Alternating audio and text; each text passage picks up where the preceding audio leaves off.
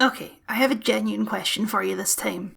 Do you know what this game is? Have you ever even heard of it? I'm not the only one doing a Saints Row series retrospective here on YouTube, but as far as I've seen, I'm the only one talking about Agents of Mayhem. And why? This is the next game by Volition. It has 4 returning characters from Saints Row, it's absolutely covered in purple fleur-de-lises, and it's an open world game where you shoot people and drive around. This is a Saints Row game, right?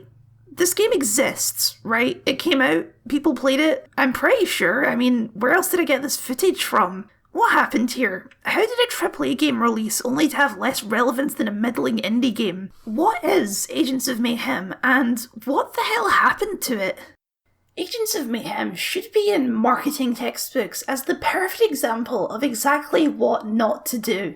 It's been 6 years since its launch, and I would say that most people I talk to genuinely don't believe that this is a real game, thinking it's some sort of bonus mode or extra thing. But no, this is the longest game in the Saints Row franchise. To demonstrate what I mean, this is the launch trailer for Agents of Mayhem on the Agents of Mayhem YouTube channel. It has about 132,000 views. This is the teaser trailer for the Day 1 DLC featuring Johnny Gat. It has 3.7 million views. It is the most viewed video on the channel by an ungodly margin. I don't think there's any other game out there where the DLC has this many more views than the game trailer itself. In a way, this is an understandable problem. Agents of Mayhem is a very complicated game to try and sell. It's hero-based, like Overwatch or Battleborn, but it's not a hero shooter, it's not even a multiplayer game. It's also set in a parallel universe to the Saints Row series, with the premise being that this is a universe where the Saints never existed. And to top it all off, it has the stylings and aesthetics of an 80s Saturday morning cartoon series like G.I. Joe or Transformers. The marketing team decided to go really heavy on the Saints Row connection, which is only to the game's detriment because it is by far the most confused aspect of the game. That's how you end up with way more hype for Johnny Gat than for the game itself. It also doesn't help that the game had a notoriously buggy launch, effectively damning it to obscurity for all time. But that's all in the past now. Agents of Mayhem is dead. The servers are offline. Volition has no plans to revive the Agents of Mayhem brand anytime soon. So all we're left with is this strange little game forgotten to history. Does it deserve that fate, or is there something worth remembering here? Let's talk about Agents of Mayhem, one of the most interesting games you've never played.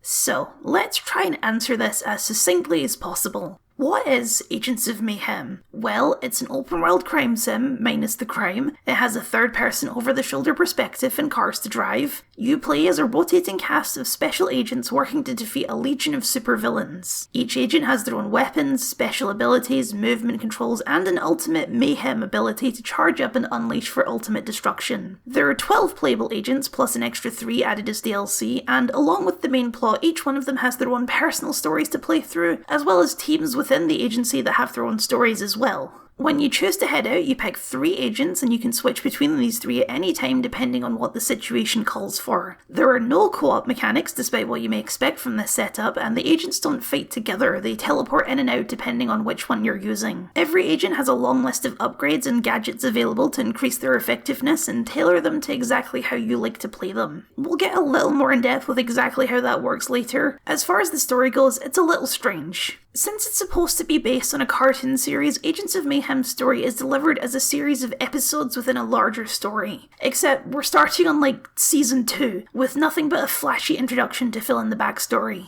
There's an evil legion of supervillains called, Legion, and they've effectively taken the world hostage. Standing against them are the Agents of Mayhem, led by a mysterious lady called Persephone Brimstone, who used to be part of Legion before forming the agents to stand against them. The setup for this episode is that one of the ranking members of Legion, head of the Ministry of Pride, Dr. Babylon, has been spotted in Seoul, South Korea, and 3 agents are going in to investigate: Fortune, Hardtack, and Hollywood, and that's where we pick up the story. See what I mean about this game being kind of conceptually complicated? The serial cartoon thing is an interesting idea, although Agents of Mayhem doesn't execute on the idea as well as it could. Ironically, the game may have massively benefited from having an actual cartoon show as a companion, because as is, it sort of feels like the spin-off game to a cartoon that doesn't exist. It really does capture the vibe and aesthetic of those old shows where every character is unique and has just enough backstory that you may want to buy an action figure. The game's cutscenes are all done in this 2D animated style that honestly looks pretty good. Every character is introduced, both hero and villain, with a splash screen of their key art, which you can imagine would be behind them on the action figure box. And every character is perfectly designed. I'm not kidding, I think in the wider world of hero shooters, Agents of Mayhem has some of my favourite designs. Overwatch has a tendency to just sort of lean into cultural stereotypes for their heroes, but for most of Agents of Mayhem, the goal is to subvert the usual cultures. We have a turret placing mechanic, but she's an Italian fashionista. We have a ninja, but she's Iranian. There's a German, but he's not some noble hero like Reinhardt. He's just a football hooligan gone to extreme scale. So how the hell does Saints Row fit into all of this? Well, confusingly, 4 of the agents in the game are characters from Saints Row. There's Gat, obviously, who shows up here as a kind of lethal weapon cop on the edge character. Safe Word is Kinsey, who's pretty much just exactly Kinsey from the previous games. Yeti is Oleg from Saints Row III, who in this timeline volunteered for experiments to become the Cold Warrior. And finally, Kingpin is Pierce, who in this timeline took over the Vice Kings and united the gangs of Stillwater under one flag. This is, canonically, a continuation of the ending of Gat Out of Hell, where you reboot the universe. That ending even references how they've caught Brimstone. And the game is absolutely full of other Saints Row references. And the truth is, the game would be so much better without them. When the whole setup of your story is establishing this universe that's supposed to feel like it's pre-existing and you're jumping in the middle of it, it is such a strange choice to have this also be a story in a completely separate pre-established universe that has basically nothing to do with this one. It has the extremely damaging effect of making every character who isn't a returning Saints Row character feel less important, because when you tell me that this is an alternate reality where Pierce unites the gangs of Stillwater, obviously that's going to intrigue me more because I know who Pierce is. Unlike the backstory of Rama, who's trying to cure a dark matter plague in Mumbai. That's interesting, but I've just met Rama. By default, I care more about Pierce. The use of the purple fleur-de-lis as the logo for the Agents of Mayhem is also just such a bad idea. It makes untangling Agents of Mayhem from the Saints Row series impossible because the Saints Row symbol is everywhere you look. The game is constantly fighting a losing battle to escape the Saints Row shadow and become its own thing. Because this is a Saints Row game. Beyond the story, mechanically it has a lot in common with Saints Row 4, but it really shouldn't be. It's actively detrimental to a game that was clearly intended to be the start of a new franchise. I love a parallel timeline as much as the next guy, and a few little references would have been fine, but having the game be so directly tied to Saints Row is just such a confusing choice. The first mission in the game is literally called Operation Spin-Off, for God's sake. They really leaned into it. It's not just a marketing trick, it's core to the game's identity. And both within the game and as a marketing trick, it just fails spectacularly as a concept. The Saints Row characters are easily the least interesting agents exactly because they're Saints Row characters. They're emigrating from a different franchise where they all started as normal people and not superheroes. That was fun to subvert in Saints Row 4, but here it's actively detrimental to the vibe they're going for. I can believe that people would buy a Daisy action figure, the 6-foot, muscle-bound, rockabilly-loving, machine-gun-wielding roller derby chick. I can't believe that anyone would buy a Kinsey Kensington action figure if they weren't already invested in Saints Row. I know suggesting moving away from the Saints Row connection seems kind of crazy in the face of 3.7 million views. Clearly people wanted Saints Row, but that's a problem of their own making. You didn't have to make Hollywood, the face of the game, look exactly like the boss on the cover of the 3rd and 4, but you sure did, and now you reap what you sow. Agents of Mayhem is at its best when it's being Agents of Mayhem, not when it's trying to be a weird sister of Saints Row that doesn't get invited to family dinners anymore. That's not to say it's some hidden masterpiece. Agents of Mayhem has a very throwing crap at the wall feel to it. Some of it sticks, a lot of it doesn't. The idea of a rotating cast of playable characters in a single-player game is an interesting concept that not many other games have explored, but when you're just getting started it can be a bit overwhelming because this is a game that absolutely drowns you in numbers. The actual combat itself is fun enough. There's lots of different types of enemies, movement is fast and fluid, and everything is balanced so you're always a little overpowered and taking on lots of enemies at once. But things can get a little bit dicey when we get into the numbers. For starters, there's the basics. Numbers pop out of enemies when you shoot them to tell you how much damage you're doing, and as you level up, the numbers go up. It's important to know right away that every agent levels up individually, so it encourages you to keep switching things up and make sure everyone stays on par. There's also a typical rock, paper, scissors style to things where enemies will sometimes have shields or armor that certain characters will do bonus damage to depending on their traits. Also, there's a bunch of status effects that can be applied to you or to enemies that the game never really does a good job of explaining, like Empower, which means you do extra damage, or Fortify, which means you take less damage, or some enemies have the ability to disable your gun for a few seconds, during which you're supposed to switch to a different agent and keep fighting.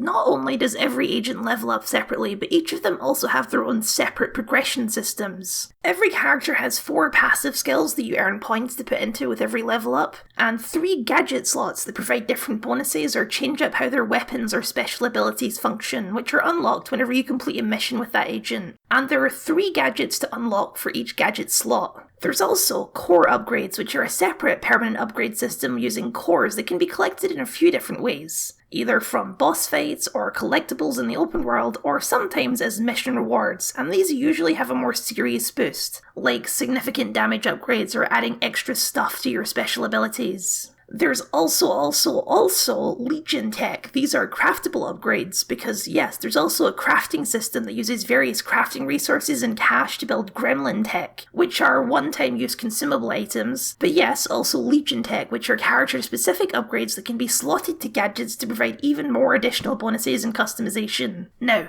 all of this is a little confusing, but manageable if we were just talking about a single protagonist. But times all of these numbers by 15, and it's very easy to completely drown in the amount of menus and customization and numbers you're going to be messing around with. And I didn't even mention the scaling difficulty options that you choose whenever you deploy, which mess around with these numbers even more. Thankfully, the clothing you unlock is purely cosmetic and not even more things to think about. It's a lot coming from a leveling system like Saints Row 4 where you just buy upgrades from a list. This is a numbers game even Destiny would be jealous of, and while I appreciate how personalised you can make each agent to your own playstyle, it really does offer a ton of player freedom. Cutting one of these progression trees would probably make the game a lot more approachable to someone picking it up for the first time. What brings all of this together in a truly bizarre souffle is the format. When I describe all of these systems and how you choose agents before deploying, even the whole setup of a squad of superheroes taking on a squad of supervillains, you're probably picturing in your head a worldwide affair, right? One mission you're in Moscow, the next you're in Tokyo, and so on and so forth. But no, this is an open world game and every single mission in the story takes place in Seoul, South Korea. The single location is a strange choice for the gameplay they're going for, but it is a truly baffling choice from a story perspective. I mean, first off, why Seoul? Unlike Stillwater or Steelport, Seoul is a real city that exists in the real world. I don't know anything about Seoul, so I can't tell you how accurate this game's version of Seoul is, but I'm assuming not very given all the curved skyscrapers and glass tunnel sky rails. It's supposed to be a sort of city of the future utopia where everything is automated, every car on the road is electric, everything is shiny and polished and futuristic, and on that front it's a roaring success. Agents of Mayhem's Seoul is gorgeous, and combined with the game's heavily stylized art, it is a very pretty backdrop for your action. But it's also really small. It feels about as large as New Hades and Get Out of Hell, and that game was only 5 hours long. This one is 20 hours long, and while it's nice to look at for a while, it doesn't take too long before you get pretty sick of visiting the same 10 landmarks in every single mission. The first time I played, I kept waiting for the moment where the second open world would unlock. I mean, with this one so small, I figured, okay, maybe there's going to be like 3 mini open worlds, and the story will take us to London or Mumbai or just anywhere, really. Being trapped in a small walled-off section of Seoul just doesn't feel right. But no, the whole game is in Seoul. It's even referenced in the theme song.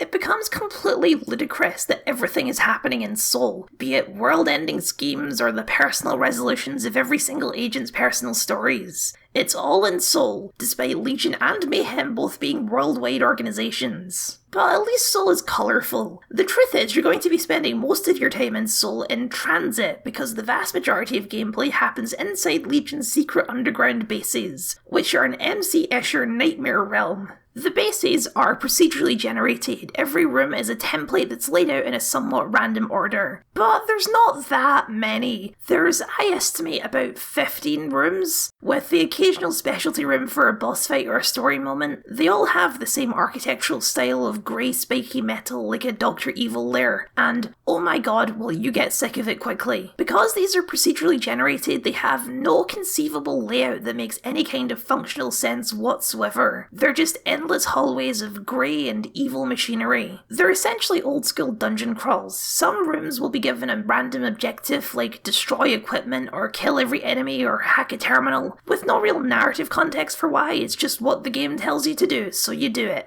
Now this would be fine if this was like a side activity. And it is. There is a worldwide campaign, but it's just a passive thing where you send agents out to do some investigations. Occasionally, however, they'll stumble across a Legion lair and you go to raid it, and it's one of these procedurally generated dungeons. However, they're also used constantly in the main story, and you will begin to dread these words.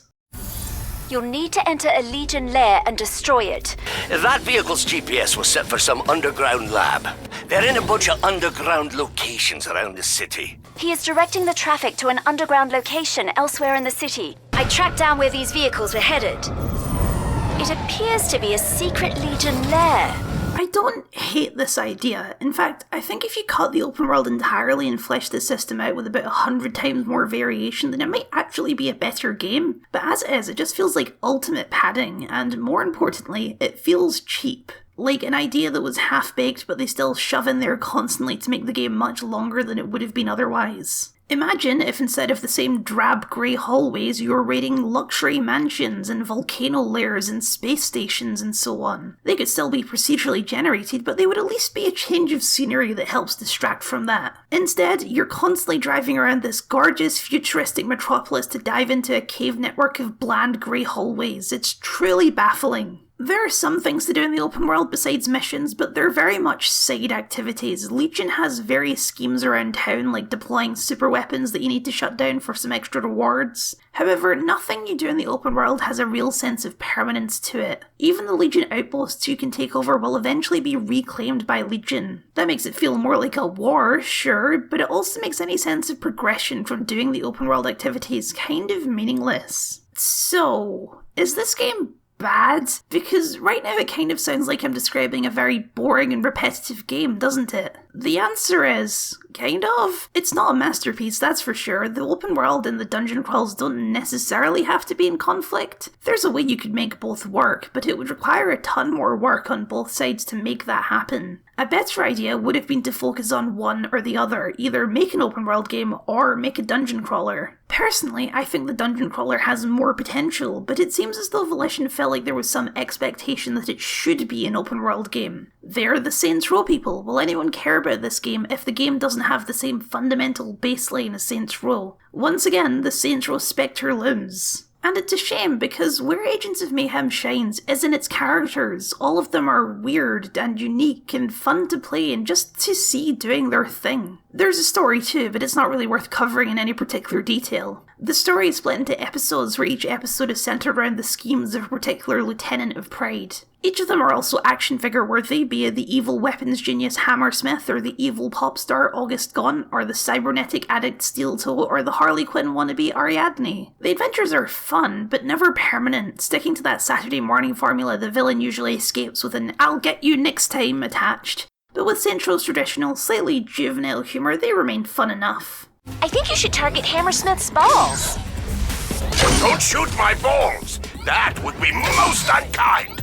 The characters' personal missions are where things generally pick up more, giving each agent a moment in the spotlight where they really shine. One of Volition's strengths as a developer is character design and banter, and this game is where that strength can really take to new heights. Learning about the agents is interesting, especially the ones who aren't Saints Row characters. Daisy, the aforementioned rockabilly roller derby chick, is also just a really compelling character. She presents a cavalier, doesn't give a crap attitude, but her personal mission reveals that there's more to her than just punching things and sex jokes. Deep down, she does believe in the mission, and she prefers living as a hero than living as a punk. There are believable relationships between the various agents. Braddock, the hardcore ex-army sergeant, is in a not-so-secret relationship with Friday, the lady on the comms. Fortune has a little something going on with Redcard. Oni, the ex-Yakuza hitman, mostly keeps to himself, but he has something of a friendship with Pierce. Actually, there is one episode of the main plot that's kind of excellent. Episode 5, Red Queen, is about a rogue AI named Aisha. No relation to Aisha, it's just a coincidence, maybe. It's not important.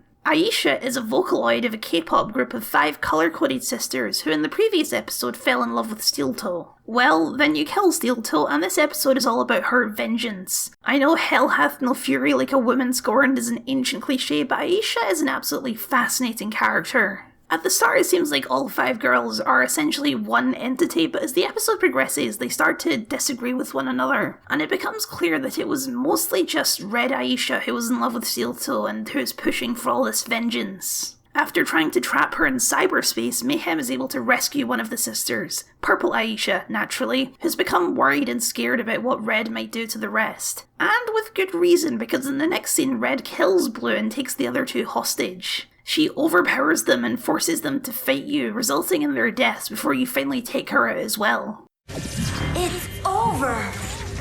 Please just give up. It's strange.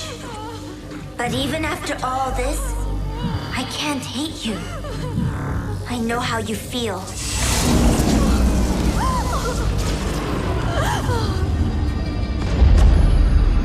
You should rest now. I love you, Sungjin.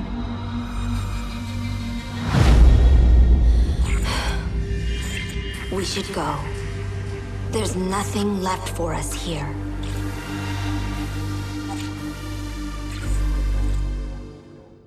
If Agents of Mayhem was a cartoon series, this is the episode people would still be talking about. It's kind of amazing, and this is like 10 hours into the game. It truly comes out of nowhere. It's this somber and genuinely affecting scene about this really interesting character. The only character, mind you, that actually makes sense to be in South Korea. And then, it's just over, and we move on to the Harley Quinn wannabe for episode 6. We never see Purple Aisha again. She doesn't join the team, she doesn't turn evil, she doesn't do anything. She's just gone. The problem is that this is the beginning of a franchise that never happened. A lot of these stories have no resolutions. The resolutions were supposed to come later, but they never did. What happened to Purple Aisha?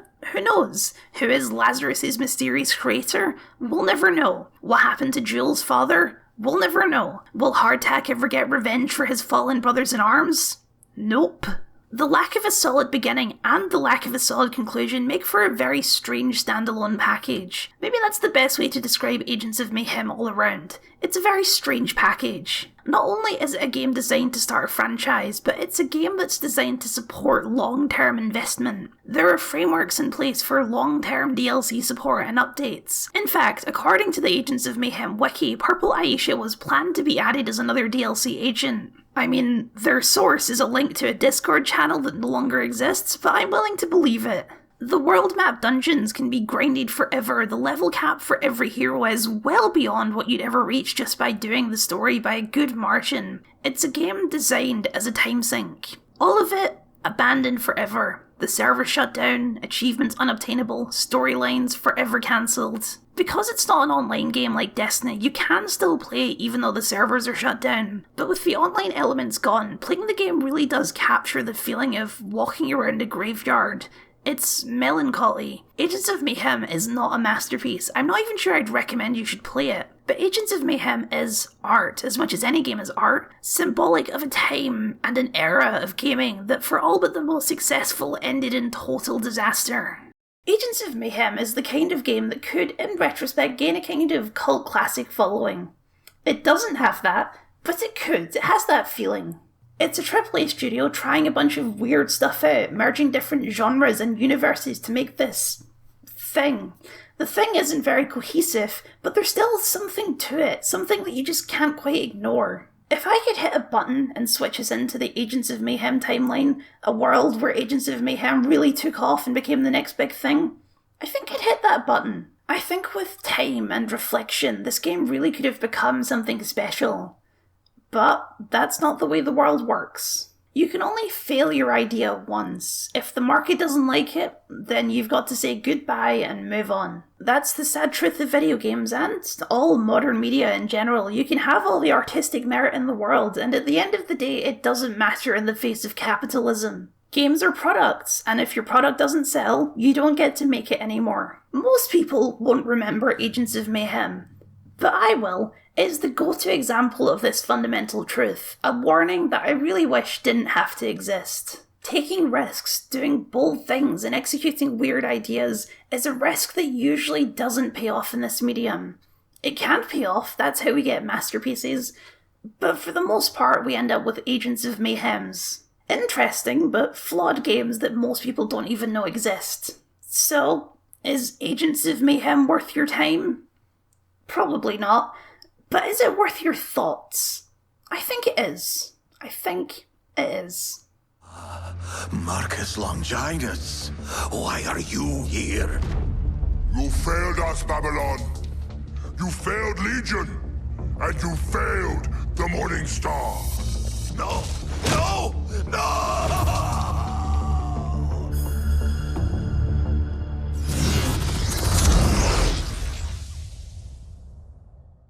Thank you for watching, and a very special thank you to my patrons for your wonderful continued support. If you'd like to see your name up here or get access to exclusive Patreon videos, you can find that link in the description below, as well as the other things the algorithm likes, especially the subscribe button. I'm so close to 1,000, please God help me! You can find my now quite lengthy playlist of Saints Row retrospectives up here, or if you're looking for something different, why not this video about Starkiller and why he's kinda dumb.